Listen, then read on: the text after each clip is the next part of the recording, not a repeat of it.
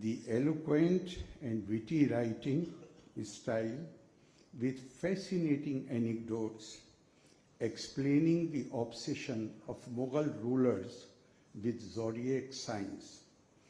I am not aware of the zodiac sign under which Akbar Sahab was born, but I have no doubt in my mind that Ma Saraswati must have smiled and looked with special affection at the newborn and blessed him with Tapa Swadhyay Niritam, ever devoted to the pursuit of knowledge. Our ancient tradition says the one important purpose of all knowledge is integration of the individual with the society. The question was raised in the Upanishad, what is tapas? Different answers were given, but ultimately the answer which found acceptance was tapas is swadhyay and pirvachan. Swadhyay is study, reflection, research, advance of knowledge, and pirvachan is communication and sharing the knowledge. Then we are told, Swadhyay pirvachan abhyam na pirmadi tavyam. Do not neglect study to acquire new knowledge and sharing the knowledge with others. Through every new book, Akbar Sahab explores new areas. Maybe initially he does so to satisfy his own curiosity, but he does not stop there. As a true devotee of Ma Saraswati, or should I say Sharda Devi, because the Kashmiri impact on his writings can be seen very clearly. He does not stop after acquisition of knowledge. He picks up his pen and to share what is his new acquisition, pours out a stream of powerful words to weave an interesting narrative. As an Arabic proverb says, Al-ilmu saydun wal kitabatuhu qaydun. The knowledge is like a wild animal. It is by reducing it into writing that you can tame it. Late Swami Ranganathananda ji, a former chief of Ramakrishna Mission, in his famous work, Eternal Values for a Changing Society, says that at some point of time, we Indians stopped sharing knowledge, rather we denied knowledge to our own people. And that weakened the society, and the weak society became vulnerable. He further said that right from the time we started our civilizational journey, India was recognized as a knowledge society, knowledge hub, the worshippers of Ma Saraswati. But devotion to Saraswati is completed only when the knowledge acquired is shared with others. Swamiji quotes a line from Srimad Bhagavad, Saraswati Gyan Khalv Yatha Sati, which means that a scholar who imprisons knowledge within herself is not a devotee of Saraswati, rather such a scholar is villain of Saraswati. If we look from this perspective, then Akbar Sahab is a true devotee of knowledge, as whatever new knowledge he acquires, he shares it with one and all on a regular basis. Our tradition uses a beautiful line to explain the purpose of knowledge. Tejas vina vadhitamastu. Whatever you read must become tejas. The knowledge must be so deeply internalized that it manifests itself in enlightening not only our own self but others as well. It must become the very part of our being. It must make us different from what we were before we received new knowledge.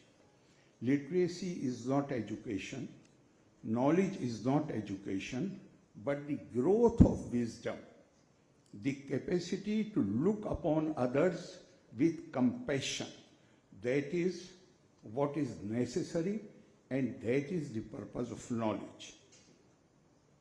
Finally, to highlight the importance of sharing knowledge, I may refer to Bhagavad Gita, which says, Ishtan bhogan hiva deva das yante yagya bhavita te dattan apidaya ebhya ya bhukte istena evasa, which means that when one works with devotion and sincerity and attains his desired objectives, but wants to enjoy the fruit of his labor without sharing it with others, then Bhagavad Gita says that such a person can be described only as a robber.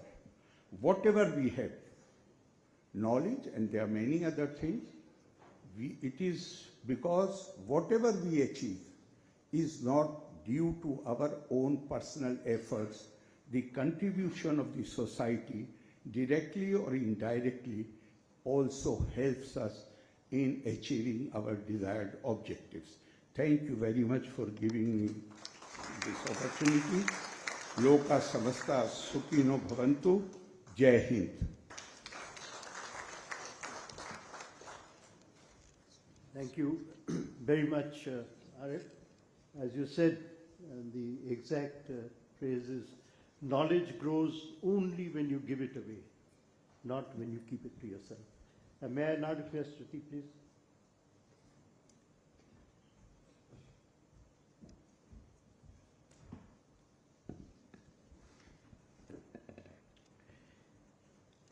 Seated on the dais with us, Raksha Mantri, Shri Rajnath Singh Ji, National Security Advisor Ajit Doval Sahib, Governor of Bihar Arif Mohammad Khan Sahib, Nirpen Mishra Ji, and the raison d'etre for all of us coming together on this wonderful afternoon, our very own MJ Akbar Sahib. When I think of Akbar Sahib, I see a luminous figure in the landscape of Indian letters. He is an intellectual who, on the one hand, writes with the authority of scholarship, but at the same time, he has the grace of a storyteller. To call him an author, I think, is to understate the fact. There are three phrases that I would use for him. The first is that he is a maker of narratives. A maker of narratives who has opened many locked rooms in all our collective memory. The second, he's a craftsman of sentences. A craftsman of sentences who invites us into conversations about who we were in our past and who we are today. And the third, he is, as he said himself, after writing his 12th book, like a patient sculptor, ek shilpakar ki tarah, chiseling away at his marble. He frees voices that have been hitherto buried in stone, giving them freedom and giving them expression. So today we celebrate not only another penning of a book by this author, but also we celebrate his imaginative discipline in the manner in which he has put together his writing. My association with Akbar Sahib is, if I may say, 3 generations old, and therefore very deep. But I believe that what distinguishes his writing is his distinct conversational style that makes history breathe again. It's almost like history is sitting across you on a table, having a conversation with you. But beneath that ease, if I may say, lies a tremendous amount of dedicated research, excavating from historical facts, forgotten chronicles, and reassembling them with patience. And in every line that you will read, you will experience, on the one hand, the weight of archives, on the second, the echoes of chronicles, and on the third, ensuring that the scholarship capability is put in every single word. I believe his greatest art is that when he delves into a subject, he becomes the subject itself. And therefore, in this book, when he writes about astrology, it's almost as if you will see the Jyotish consulting his charts, while at the same time the faint murmur of fate reassembling the arc of history with respect to an empire. Now, astrology, ladies and gentlemen, is an intellectual achievement that belongs to India, whose roots lie deep within our civilizational life. It's a discipline that has been born as an edifice of thought, not only from the Vedic cosmology, but also matured through centuries of mathematical refinement and observational astronomy. We have in our annals ancient Indian scholars like Barahami Hira, who was a model of a scholar that combined the sky and society as 2 sides of a ledger. His work moved fluidly from the computation of planetary positions to their interpretation in human affairs. It has also been able to command a rare esteem across Indian society, venerated not merely as ritual practice, but as a serious body of knowledge that informs personal piety, communal rights, as well as defining life's decisive moments. In recent years, Jyotiraditya has become a part of our pedagogy. It has become part of our curriculum in our universities. And finally, this influence of our astrology has even spilled beyond our shores, taking the old Silk Route across the seas to not only Persian shores, but Islamic shores, where learning networks have looked at those methods and texts of Indian astrology, adapted them, debated them, reshaped them, and which has impacted those societies and those civilizations across thousands of miles and kilometers. I'm by far a historian, but I would like to source Al-Biruni's curious eye that shows Indian astrology that has been tested, traveled, and looked across cultures in the knowledge place of in the market of world knowledge and learning. Now, taken together, these facts present us a compact map of Indian astrology. It is on the one hand an indigenous craft that enjoys cultural relevance and reverence.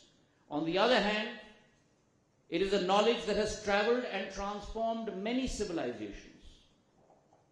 And finally, it's also enlisted as a working instrument of governance in many ancient courts.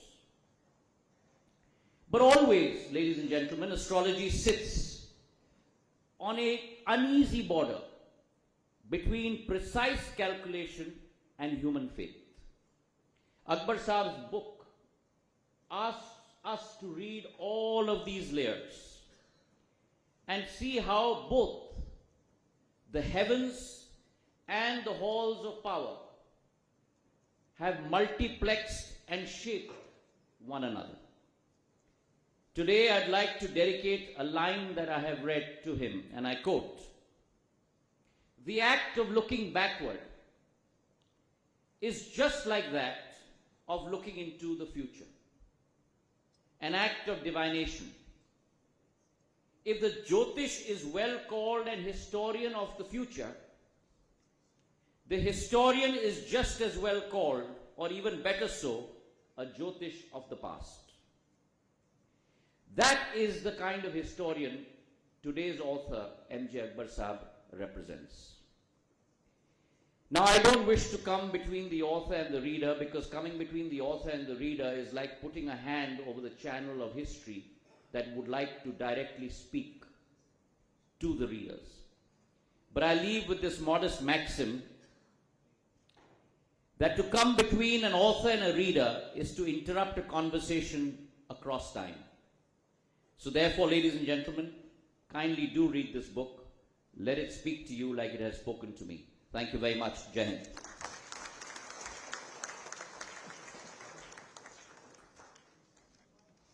Thank you very much.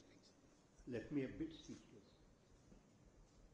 May I now request a very revered brother, Nipindraji, please.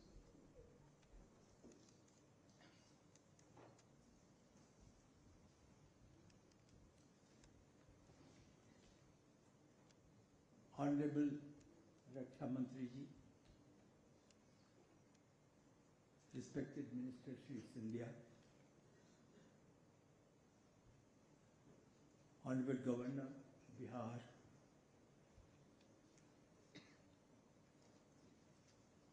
my ex-colleague, Shri Ajit Doval Ji, and of course, Akbar Sahab. Ladies and friends, Akbar Sahab is a very close friend, and therefore to speak about him or narrate about his achievements in life will always be, for me, understatement.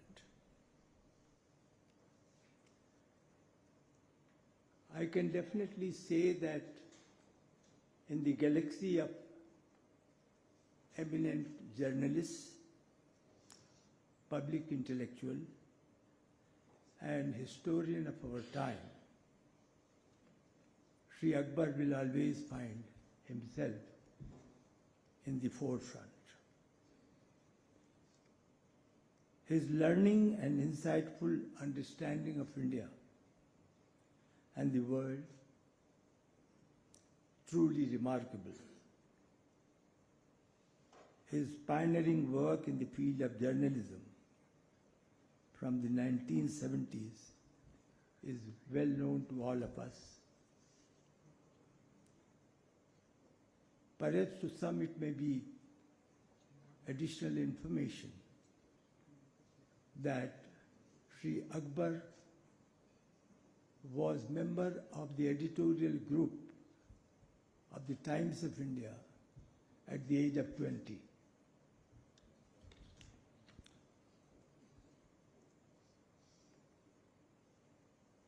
He has written a number of highly acclaimed books on modern and contemporary India. Apart from his well-known biography, of Pandit Nehru, which was published about 3 decades back. He has written books like India, The Seas Within, The Past and Future of Pakistan, Jihad and Conflict Between Islam and Christianity. And in the last 4 or 5 years, he has completed 4 very acclaimed books. The first title is Gandhi's Hinduism, The Struggle Against Jinnah Islam, which came in 2020. The second is Dolali Sahib and the Black Jamidar, Racism and Revenge in the British Raj. The third book is Gandhi's A Life of 3 Campaigns. Now he has come up with a book on a very original theme, and perhaps I may say that it has not been explored earlier. This book brings out many less known facets of Indian history. One of these is the great influence of Indian astrological tradition on Mughal emperor and princes, which is a remarkable example of the impact of Indian knowledge traditions in India and around the world. I must confess I didn't know that Akbar's birth was delayed by a few hours because Maulana Chand, who was the astrologer with Humayun, he thought that the most auspicious hour which would make him emperor, it had not come. And the method employed to delay that birth was that suddenly a hideous woman was thrust in the curtain around Hamida Banu's bed, Hamida Banu being mother. The birth got delayed by a few hours, and Akbar was born to become empire, the great king of India. There is another very interesting fact.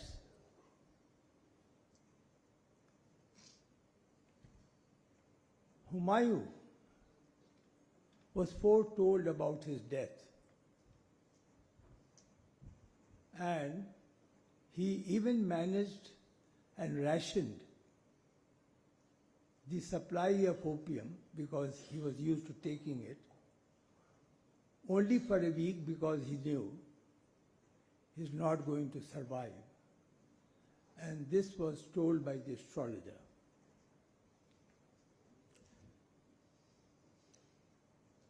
The astrologers were called then Jyotish Raj,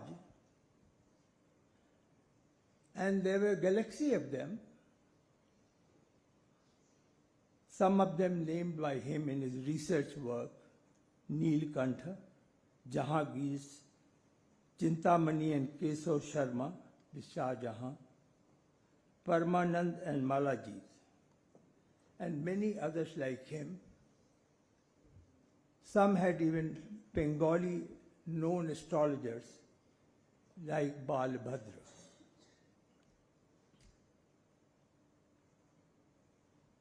Aurangzeb knew that after him the deluge, the empire would crumble, and therefore the title of this book,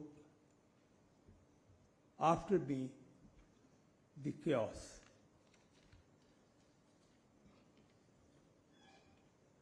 This book may be on the astrologer and their influence, but it is part of his contribution to the history of India. Akbar Sahab, not many would know, he is not a formal degree holder in history, but he is the foremost historian of our time.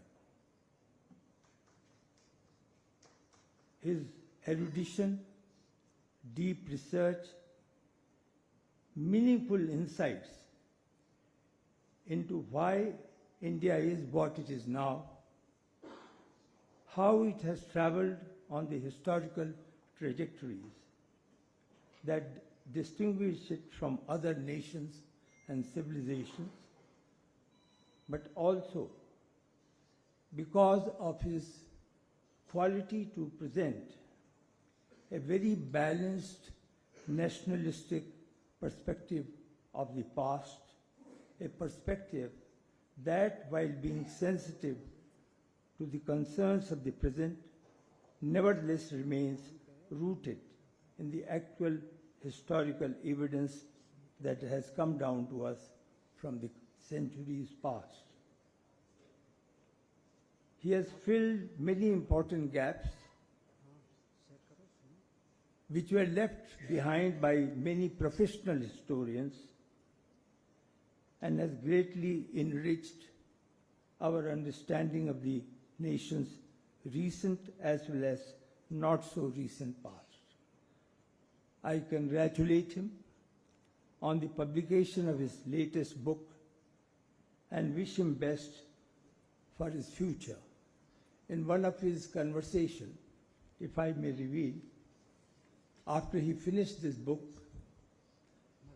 he said that, now I won't write anymore because it's very taxing, because you have to be very correct and to the point, and then the research work that you have to do, not many realize how much effort goes into that.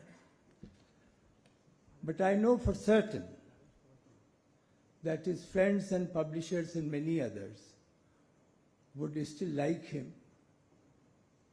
that he contributes in this field, and perhaps very soon he may be launching another project. With these words, I once again thank him for inviting me to this function.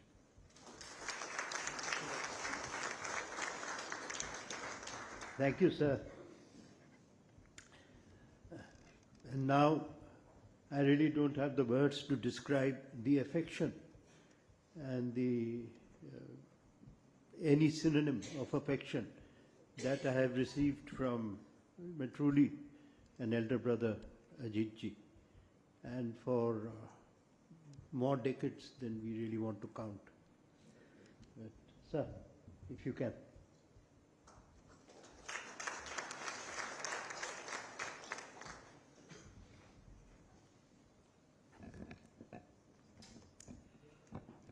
Respected Defense Minister, Manya Shri Rajnath Singh Ji, our Minister for Communication, Shri Jyotiraditya Ji, Mahamahim Rajyapal of Bihar, Shri Ashif Prem Sahib,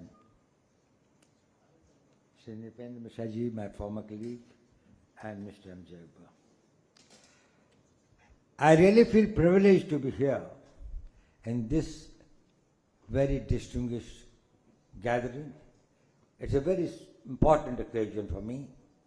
I'm grateful to Mr. Akbar for having called me here, and friends, many of whom are very dear, well-known faces. Thank you very much for being here on this occasion. I have got a very simple question. Much has been said. There are many things extremely unique about this book. There are some things extremely unique about the great author of this book. I'll come to that later.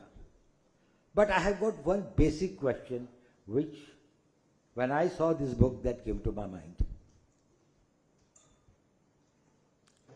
One was this, and I'd like to ask this question to my audience. How many of you believe that there is an X factor in life? That there is something which cannot be predicted on the basis of the facts that you can put on the table and say that there is something providential, there is something which cannot be explained by reason, logic, facts, or anything. This book basically is to give you an understanding of how in human life this factor has determined the course of history. This has been particularly profound amongst the people in the corridors of power, in the battlefields of the junks, and the people who play the game of chance. There is a second factor, that this X factor, is it determinable? And if yes, can there be any parameters? One of the thinking or one of the hypothesis was that the celestial arrangements probably has got something to do with what happens in your life.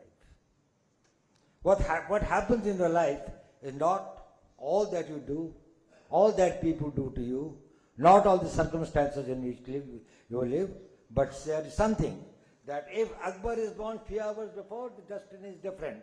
If he is born beyond a point, or this thing like that, the destiny changes.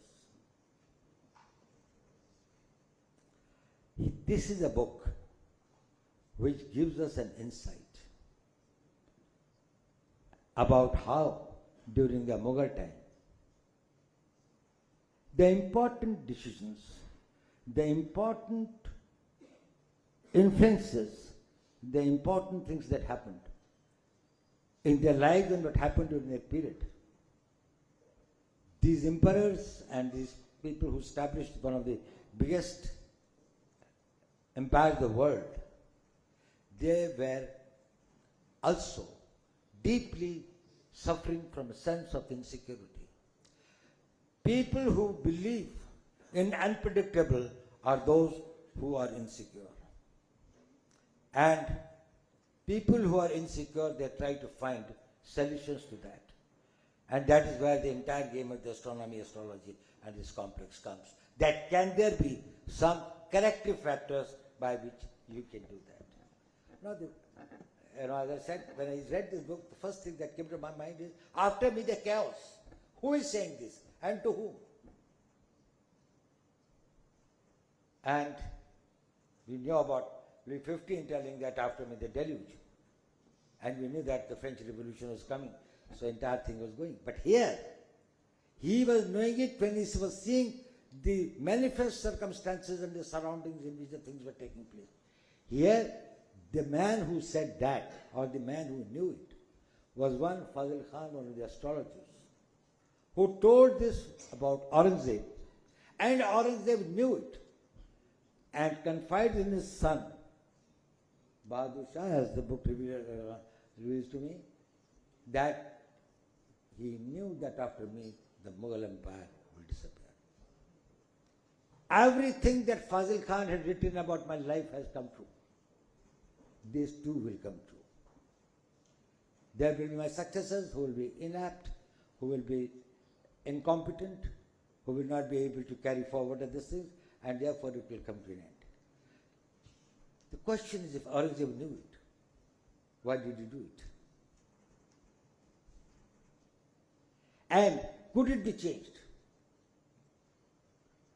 He did it in spite of that, and he was telling it with a tremendous sense of a remorse and a self-pity.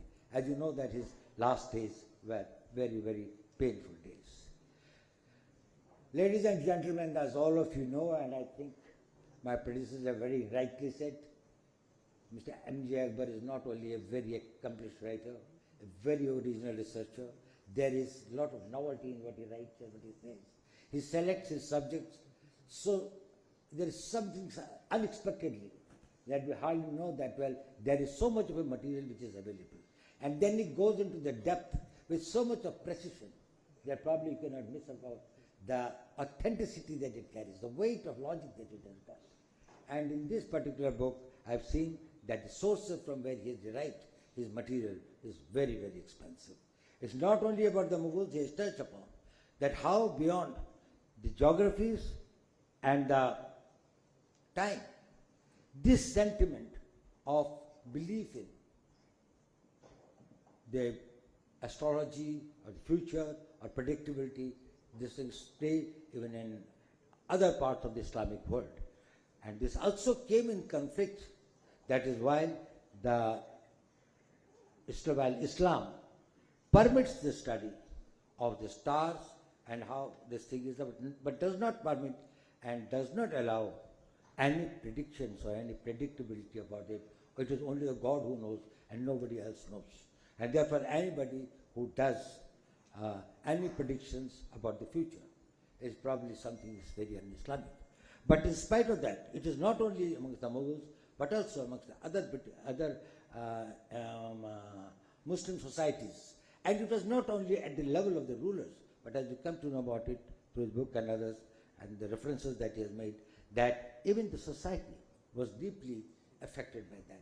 And it has continued and stayed there for long. I must compliment Mr. Akbar for having taken up this subject. It can be seen from various points of view, also that how there was a convergence of knowledge in the Indian society, how this went beyond the belief in the faith systems, how it was something that people believed in it, practiced it, and still probably remained as a devout Muslims, but taking upon what was something which was indigenous or a civilizational part of the Indian society or the Hindu society, where astrology and astronomy were an integral part of it. So this can be seen and studied from the various points of view. It also shows the insecurity of what the Mughal rulers themselves were having, even when they were having their fights with the local Rajput kingdoms and all these things. So it was not every time a very, very smooth sailing for them also. So I think there are a lot of new aspects and new dimensions that have been added.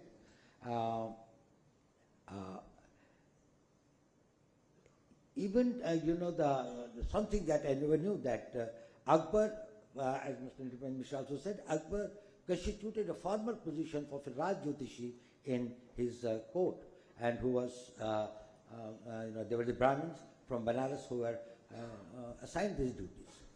So there was a role of these people in running of the state, in running of in decision-making process. I must say that Mr. Akbar has always done great justice to the subject that he has taken. I'm sure he will take many more such subjects of interest. As very rightly said by our Minister for Communication, that he said that the scholarly application of the scholarly pursuit and the diligence with which he goes into the historical details is something very, very commendable. I must compliment him, and I must urge all of you to really go through the book. Thank you very much.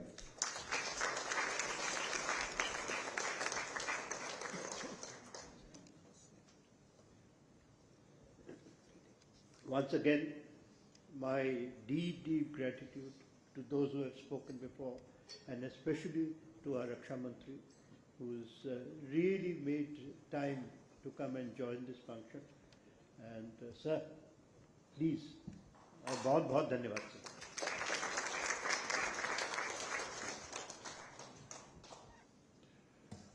श्रीमान निर्मल जी मिश्र, श्रीमान अजीत जी डोभाल, बिहार के governor,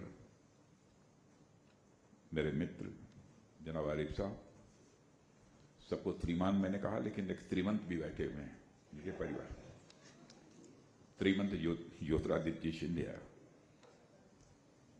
हमारे मित्र MJ Akbar साहब, देवी व सज्जनों, I will deliver my speech in not only Hindi but Hindi English mixed English. जनाब MJ Akbar साहब की नई पुस्तक के रिलीज पर आज यहाँ आप सबके बीच मौजूद होकर मुझे सचमुच प्रसन्नता हो रही है। MJ Akbar साहब एक ऐसी शख्सियत हैं जिन्हें किसी एक प्रोफेशन या किसी एक कैटेगरी में रखना यह कोई आसान काम नहीं है। वे एक एकम्प्लिस्ड जर्नलिस्ट हैं, एक सीजन्ड ऑथर हैं और डिप्लोमेसी की गहरी समझ रखने वाले हैं। उनकी राइटिंग की रेंज बेहद वाइड है।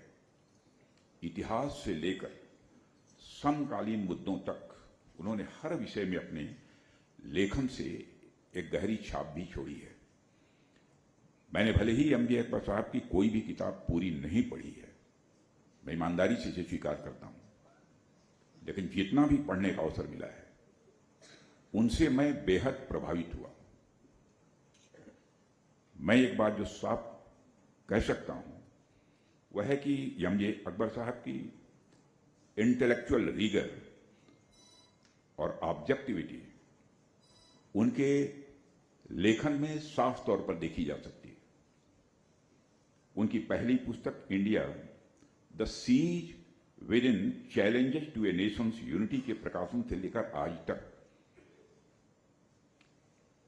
एमजे अकबर जी ने बहुत डाइवर्स विषयों पर लिखा है। उनकी किताबें काफी बैलेंस्ड, नुआंस्ड होती हैं, इसे सभी मानते हैं जिन लोगों ने भी उसे पढ़ा है। और साथ ही जो उनकी स्टोरी टेलिंग है, मैं कह सकता हूं कि वह बेमिसाल है।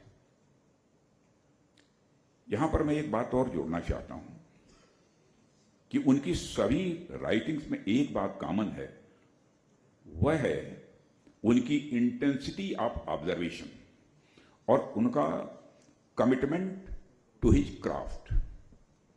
इतिहास जैसे विषय पर उनकी पकड़ काफी मजबूत है। जब उनके इतिहास के ज्ञान का संगम उनकी धारदार लेखन शैली से होता है तो मैं कह सकता हूं कि उसका प्रभाव बहुत ही जबरदस्त होता है। देवियों सज्जनों, मैं यहां एमजे अकबर जी की राइटिंग स्किल्स का एक एग्जाम्पल इस किताब से आपके समक्ष रखता हूं। उन्होंने लिखा है कि औरंगजेब के जन्म से कुछ दिन पहले जहांगीर ने आकाश में एक भाले के आकार का कॉमेट देखा। इससे 3 वर्ष पहले जब दारा शिकोह का जन्म हुआ था तब सूर्य ग्रहण लगा था और एमजे अकबर जी ने इन दोनों घटनाओं को जोड़ते हुए बहुत ही सुंदर एक निष्कर्ष निकाला है। वे लिखते हैं, both astral events were considered ominous by Jahangir. In retrospect, they might serve as a metaphors, and the Dara Shikoh was eclipsed, but the Aurangzeb meteor burnt out the empire. Aurangzeb निसंदेह एक बेहद कट्टरवादी शासक था, इसमें कहीं दो मत नहीं है, जिसने अन्य धर्मों और विशेषकर हिंदू धर्म के लोगों को बहुत ही प्रताड़ित किया। इतिहास इस बात का साक्षी है। लेकिन ज्योतिष विद्या की शक्ति इतनी प्रबल थी कि वह भी उसे नजरअंदाज नहीं कर सका। एमजे अकबर जी ने अपनी किताब में दिखाया है कि उसके हारोस्कोप में पहले से लिखा था कि उसका शासन कैसा होगा और उसके जाने के बाद क्या होगा। और औरंगजेब ने खुद कहा था कि मेरे बाद फिर क्या आस होगा। यही एमजे अकबर जी की इस पुस्तक का टाइटल भी है, after me chaos, astrology in the Mughal empire. और इस बात से न सिर्फ एमजे अकबर जी ने की लेखनी की अद्भुत शक्ति का पता चलता है, बल्कि एस्ट्रोलॉजी की शक्ति का भी पता चलता है। देवियों सज्जनों, हम बहुत बड़े ब्रह्मांड में रहते हैं। ज्योतिष हमें सिखाता है कि ब्रह्मांड में एक लय है, सब एक दूसरे से कनेक्टेड है। जो कुछ भी हम सभी के जीवन में घट रहा है वह माइक्रो या मैक्रो रूप से कनेक्टेड है। और इस बात को हम बटरफ्लाई इफेक्ट से भी समझ सकते हैं। किसी भी सिस्टम में एक छोटा सा बदलाव, एक छोटी सी घटना unanticipated chain of events create कर सकती है। कल्पना कीजिए कि आप सुबह अपने घर से सिर्फ 30 सेकंड देर से निकलते हैं क्योंकि आप अपनी चाबियां भूल गए थे। इस छोटी सी देरी की वजह से आपकी बस छूट जाती है और आप अगली बस पकड़ते हैं। उसी बस में आप किसी ऐसे व्यक्ति से मिलते हैं जो बाद में आपका बहुत अच्छा दोस्त बन जाता है। उस छोटी सी घटना ने आपकी पूरी जिंदगी का रास्ता बदल दिया। यही है बटरफ्लाई इफेक्ट। एक बहुत ही छोटी घटना भी समय के साथ एक बड़े और अनएक्सपेक्टेड परिणाम को जन्म दे सकती है। अब सोचिए हमारी दुनिया कितनी जुड़ी हुई है। सब कुछ एक दूसरे से जुड़ी है। आपका काम, आपके फैसले, यहां तक कि आपकी चाल। और जैसा मैंने पहले भी कहा, क्योंकि पूरी दुनिया आपस में जुड़ी है, सभी ग्रह नक्षत्र भी हमारी जिंदगी पर असर डाल सकते हैं। मेरा मानना है कि पॉलिटिक्स एथिक्स के बिना अधूरी है। ऐसा ही मैं मानता हूं कि विज्ञान धर्म के बिना अधूरा है। यदि धर्म न हो तो विज्ञान भी अपनी जड़ों से कट जाएगा। इसलिए भी प्राचीन भारत में टेम्पोरल और स्पिरिचुअल डोमेन्स अलग अलग नहीं माने जाते थे। उदाहरण के लिए गुप्त राजवंश के समय में मैथमेटिक्स, एस्ट्रोनॉमी और कैलेंड्रिक्स और डिविनेशन मीन्स रेयर साइंस के ज्ञान, और एस्ट्रोलॉजी को एक ही सब्जेक्ट के रूप में इसे देखा जाता था, जिसे ज्योतिष कहते थे। ज्योतिष शास्त्र का अर्थ है द साइंस ऑफ स्टार्स।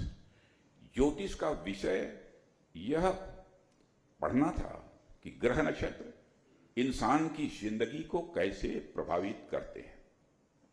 और यह माना जाता था कि ग्रहों की चाल और स्थिति न सिर्फ मौसम को, बल्कि इंसान के स्वभाव और व्यक्तित्व से लेकर उसके भाग्य तक सब कुछ प्रभावित करता है। उदाहरण के लिए जब भगवान बुद्ध का जन्म हुआ था तो एक एस्ट्रोलॉजर ने कहा था कि यह बच्चा या तो महान राजा बनेगा या एक महान धार्मिक शिक्षक बनेगा। और हम सभी जानते हैं कि भगवान बुद्ध दुनिया के सबसे महान शिक्षक बने। भारत के ज्ञान और विज्ञान का लोहा पूरा विश्व मानता था। 11वीं शताब्दी के सईद उल अंदालुसी ने भारत के बारे में लिखा है, the first nation to have cultivated science is India. The first nation to have cultivated science is India. और उसने आगे लिखा है, the Indians have made great strides in the study of numbers and of geometry.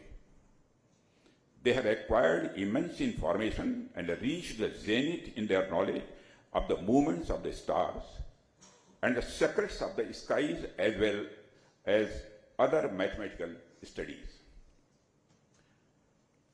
साथियों, 773 ईस्वी में जब सिंध के राजा का एक प्रतिनिधिमंडल बगदाद आमंत्रित किया गया था, तो वहां के राजा ने एक विशेष उपहार की उनसे मांग की थी। और वह अमूल्य उपहार एक हैंड रिटेन मैन्युस्क्रिप्ट थी, जिसे समझाने के लिए उज्जैन से ज्योतिषी भी भेजे गए थे। और अब वर्ल्ड में इस मैन्युस्क्रिप्ट को द ग्रेट सिंध हिंद कहा जाता है। और इसमें साइंस, एस्ट्रोनॉमी, एस्ट्रोलॉजी और इसके साथ साथ मैथमेटिक्स के बारे में विविध और नई विचारों का भी इसमें समावेश था। कहने का मतलब यह है कि ज्योतिष में एक जादुई शक्ति थी जो प्राचीन भारत से निकलकर पूरी दुनिया में फैली। आज भी जब हम ग्रह नक्षत्र देखने की बात करते हैं तो याद रखें कि हमारे पूर्वजों ने न सिर्फ ग्रहों की स्थिति के बारे में हमें बताया था, बल्कि जीवन के रहस्यों को भी उन्होंने उजागर किया। और यह बात मुगलों ने भी मानी, और इस बात का प्रमाण है MJ अकबर जी की यह किताब। उन्होंने दिखाया है कि कैसे हर मुगल राजाओं के पास अपने एस्ट्रोलॉजर्स थे, ज्योतिषी थे।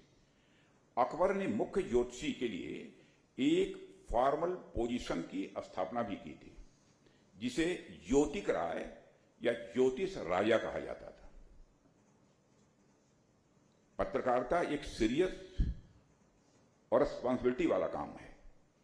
एमजे अकबर साहब ने अपनी पत्रकारिता के कार्य को पूरी ईमानदारी और निष्ठा के साथ निभाया है और वे अपना काम पूरी गंभीरता से करते हैं, but he does not take himself too seriously. मैं सही कह रहा हूं गलत? और यह उनके मिलनसार स्वभाव से ही स्पष्ट होती है। एमजे अकबर साहब ने अपनी किताब है पेन विल ट्रेवल की शुरुआत में लिखा है कि जर्नलिस्ट के अंत में लिस्ट है, क्योंकि एक जर्नलिस्ट की जितनी लोग मदद करते हैं वह लिस्ट लंबी है और यह ग्रेटिट्यूड की भावना उनको एक अच्छा इंसान बनाती है, एक अच्छा पत्रकार बनाती है और एक अच्छा लेखक बनाती है।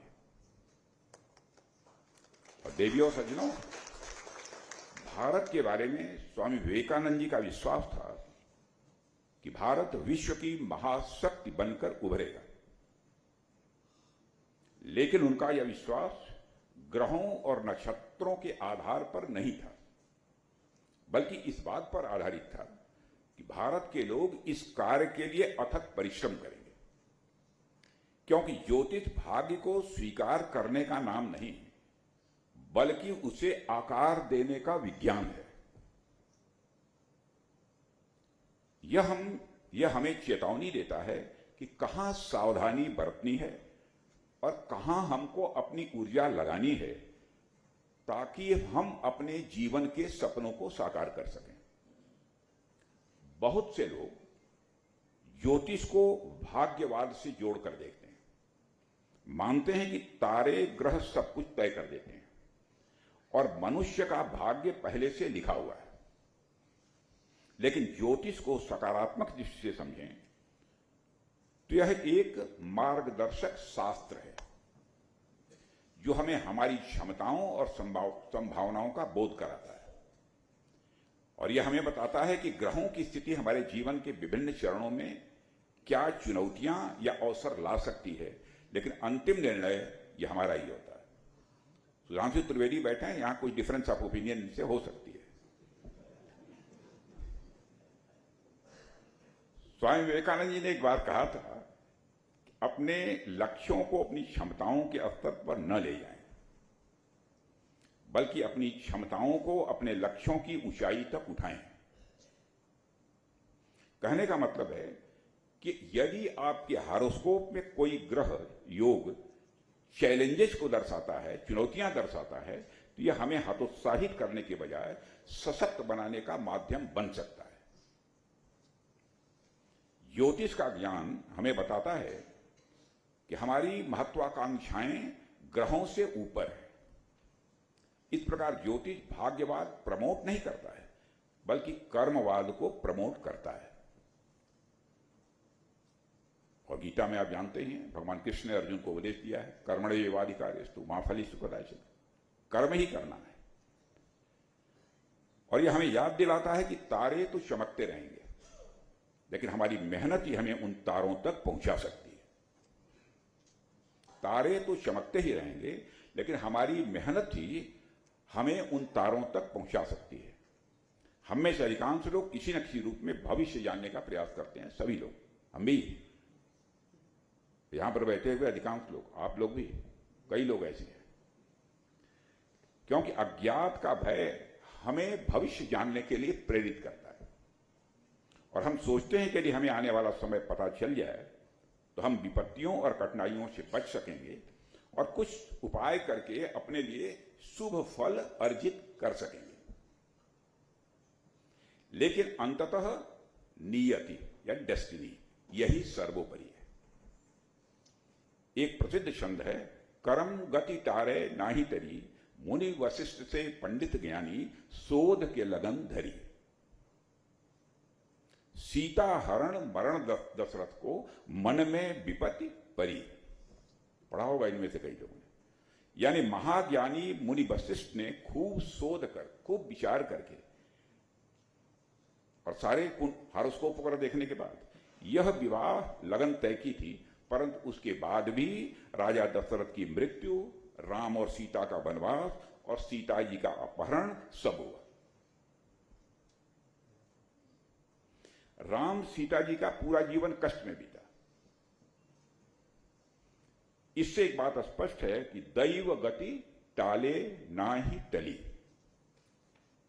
यानी संसार के सबसे बड़े ज्ञानी और ज्योतिषी भी उस कर्म गति को नहीं बदल सकते जो पूर्व निर्धारित है। उस कर्म गति को नहीं बदल सकते जो पूर्व निर्धारित है, किंतु इसका यह अर्थ नहीं लगाया जाना चाहिए कि हम निराशा या निष्क्रियता में डूब जाएं। इसका यही संदेश है कि हमारे हाथ में केवल एक ही साधन है, वह है कर्म, और उसी कर्म को हमारा सबसे बड़ा धर्म मानना चाहिए। आज हम भारतवासी इसी कर्म पथ पर अग्रसर हैं। अनथक परिश्रम, अडिग संकल्प के साथ हम अपने देश को इतना सक्षम और सशक्त बना रहे हैं। कोई भी अनदेखी चुनौती, ऐसी चुनौती जो दिखाई नहीं देती है, कोई भी अप्रत्याशित यानी अनएक्सपेक्टेड परिस्थिति हमें विचलित न कर सके। नियति यानी डेस्टिनी हमारे भाग्य का निर्धारण करती है और कर्म ही उसे फलीभूत करता है। और इस विश्वास के साथ हम सबको एकजुट होकर निरंतर आगे बढ़ते रहना है। साथियों, वर्तमान में भारत दुनिया की चौथी सबसे बड़ी अर्थव्यवस्था है। भारत 2030 तक अनुमानित $7.3 ट्रिलियन की जीडीपी के साथ तीसरी सबसे बड़ी अर्थव्यवस्था बनने की राह पर है।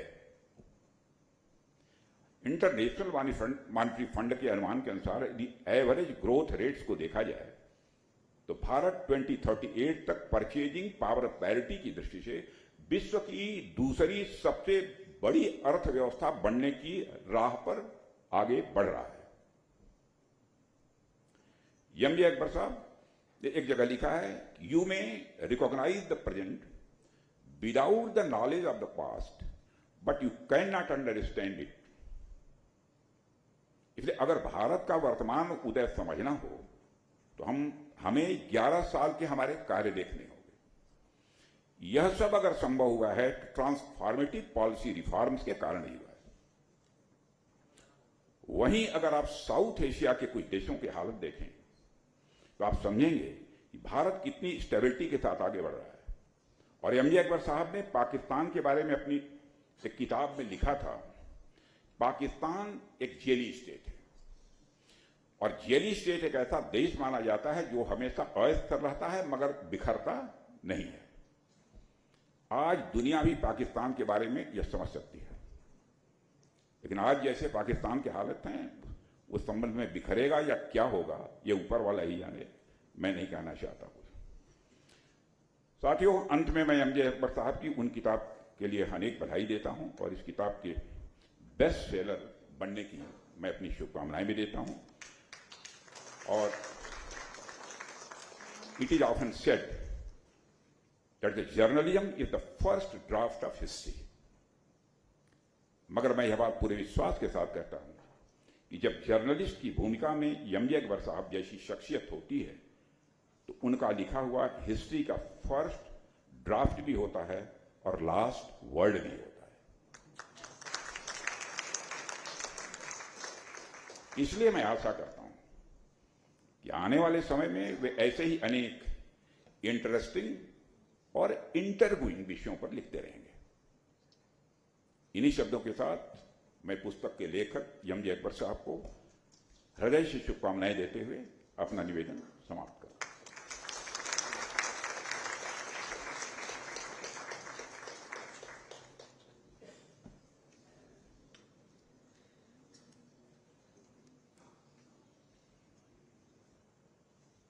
My distinguished elders, friends, everyone in the audience, as that perhaps you recognize words fail me a little, thank you. Perhaps no two words in the dictionary are more powerful than thank you, if it comes from the heart.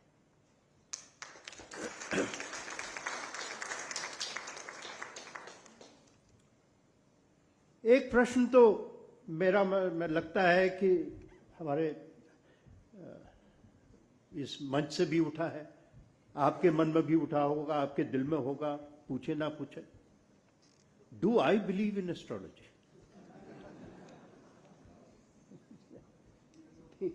किताब लिखना एक बात होती है.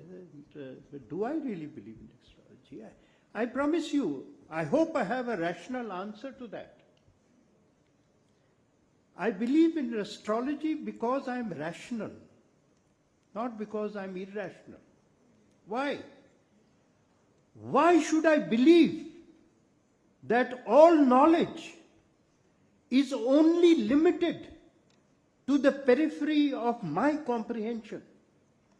Who am I? I don't even know what my brain is.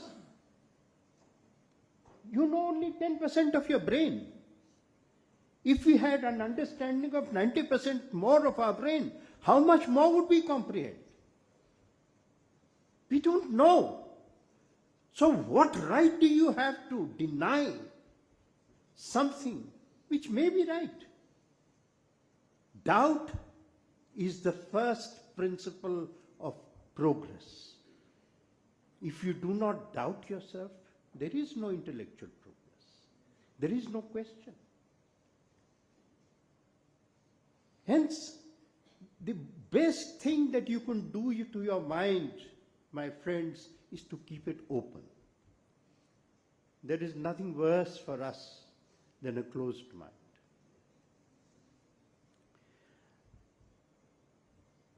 Belief in astrology is a very challenging belief, because to sustain it, it must have the credibility of events. Jyotish आपको कुछ भी कह सकता है, but if after that events do not justify it, it will not last. As was noted, Humayun खुद astrologer थे, astronomer थे. 7 दिन पहले भाई मुगलों की जो राजा थे, उनकी राजाओं की आदत थी, तो राजाओं की आदत में नेचुरली स्पिरिट्स एंड ओपियम भी was part of their life. 7 दिन पहले he told all his servants, he used to take a daily dose of 4 pellets of opium. 7 days before that he told his servants, सिर्फ 7 दिन का बनाओ, because I will not see the 8th day. Exactly 7 days later in the morning, he says, and all these details are there, and all these details are from primary sources, either in Persian or Sanskrit or translated by great historians like Jyotiraditya, all primary sources. That morning he tells his servants that today a great injury is going to befall a great man. He doesn't know that when he comes down those steep steps he has climbed every day and come down every day, he used to go to the roof to watch the stars. Have you ever looked at the stars? If you look at the stars and don't believe in astrology, there's something perhaps wrong with us. This universe is an extraordinary place. To believe that there is no creation, that there is no logic, that there is no pattern to it, is individual ego and arrogance. There has to be some creator. I don't know who. I don't know the name of that creator. I only know that everyone has chosen something. And let everyone choose their own way towards that.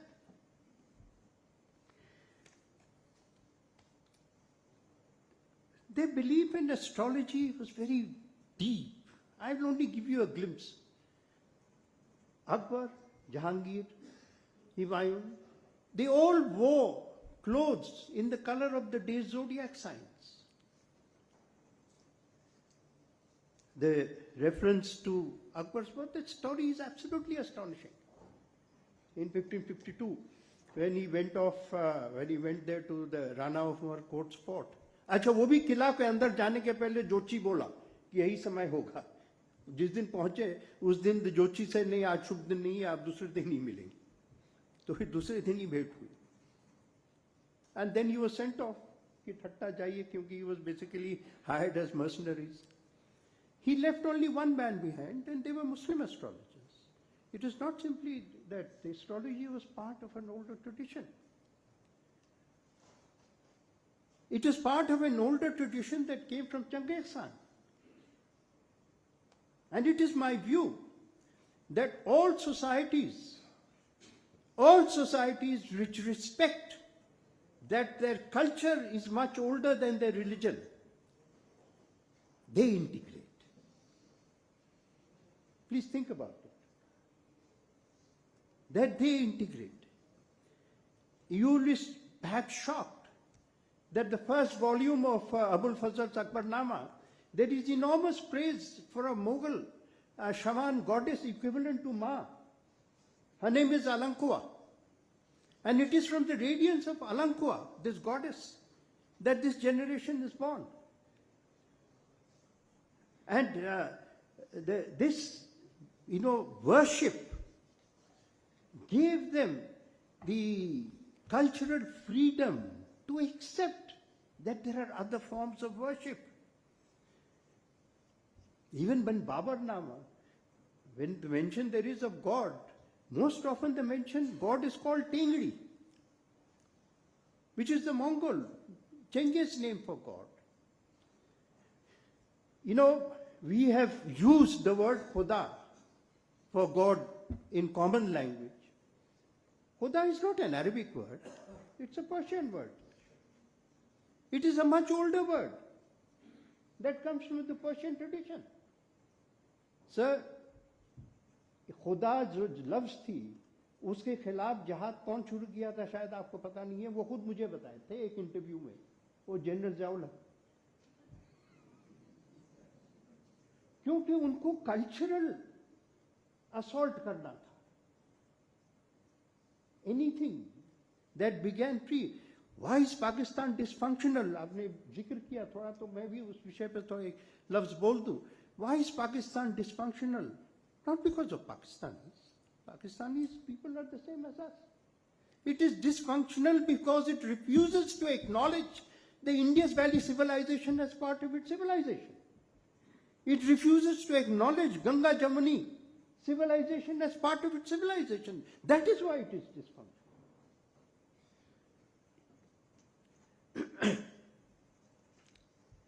ये जो कहानी है of the birth of Akbar, it is absolutely stunning.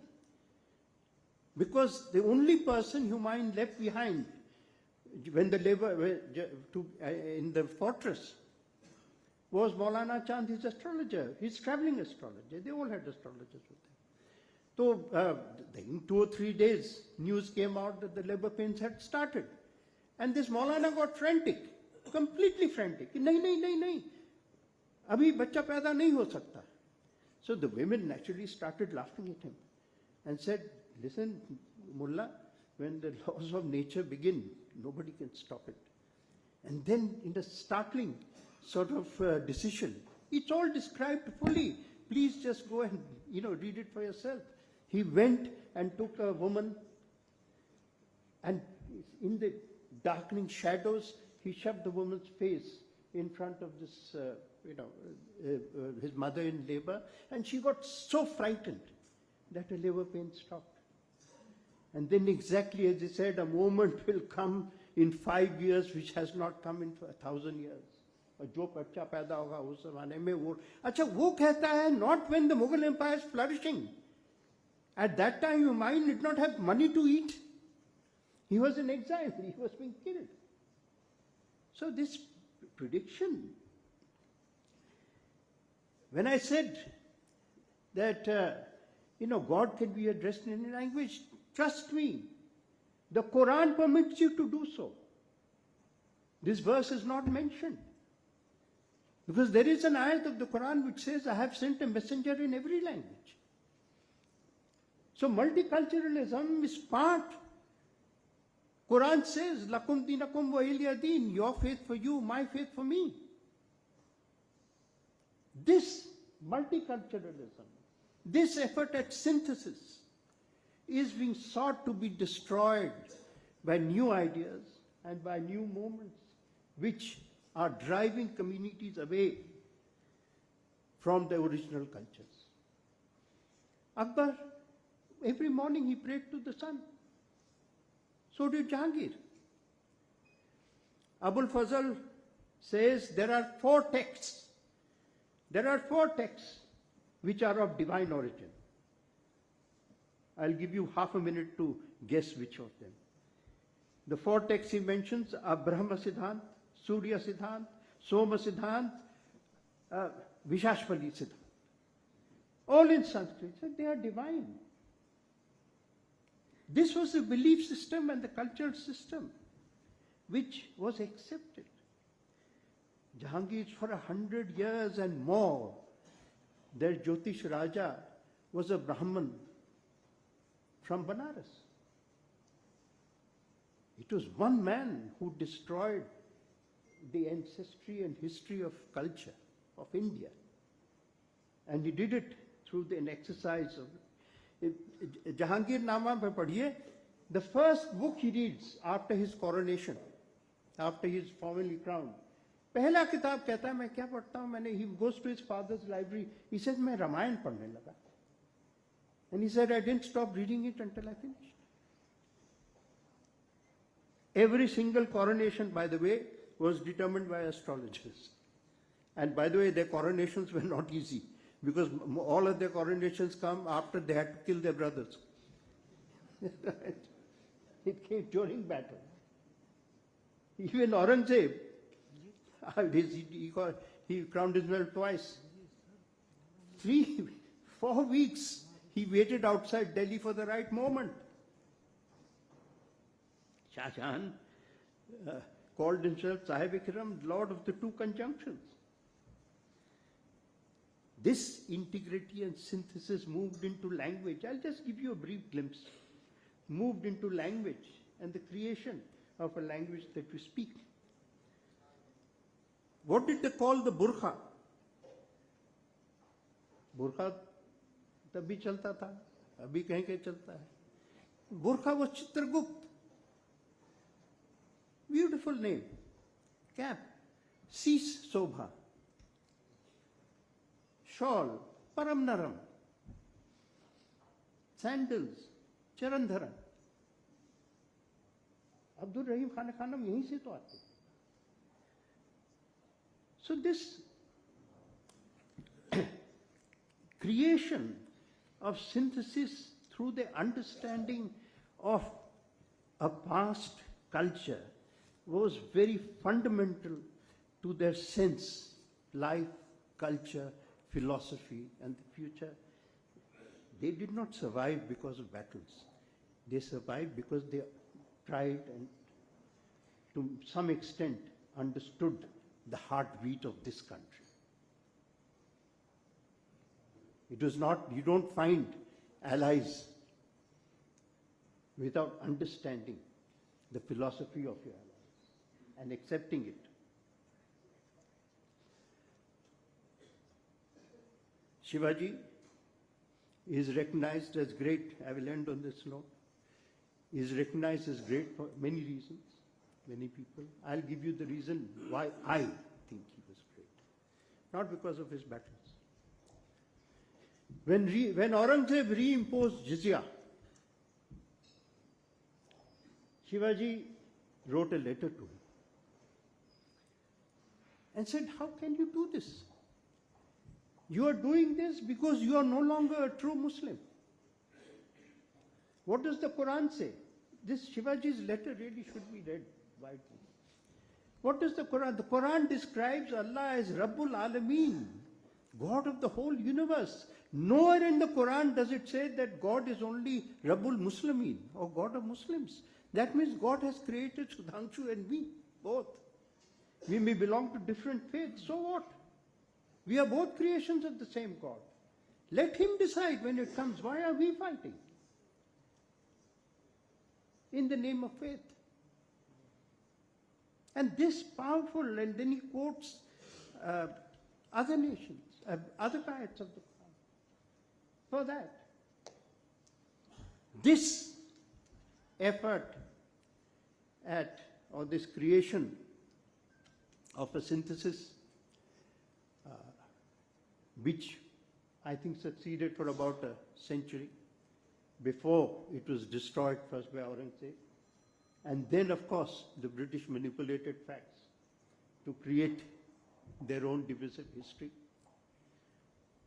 It is time to return and understand, for Muslims to understand that culture is older than religion.